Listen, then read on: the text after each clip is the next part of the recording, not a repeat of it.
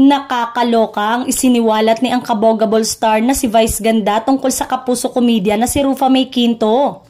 Sa isang episode ng It's Showtime nitong Biyernes, September 6, sinabi ni Vice Ganda na ayaw na raw umuwi ni Rufa simula nang bumisita ang huli sa nasabing noontime show.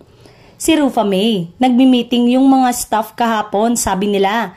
Paano ba natin mapapauwi si Rufa May? Hindi na raw talaga umuuwi, lahad ni Vice Ganda. Kasi ang usapan, one day guesting lang, ginawa nga niyang regular yung sarili niya.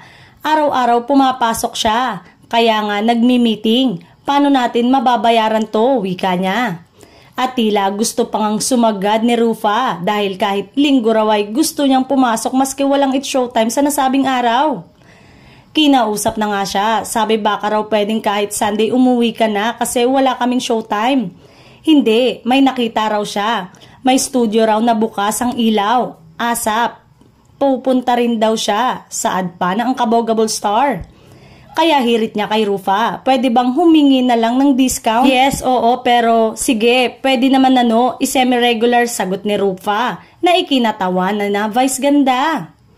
Matatanda ang may ganito ring hirit si Rufa kamakailan nang sagutin niya ang isang netizen na humihiling na sana raw ay maging regular host na siya sa It's Showtime. May clamor naman sa social media na gawin na raw regular host si Rufa May Quinto ng noontime show na It's Showtime. Talagang ang humor ni Rufa May ay hindi naluluma.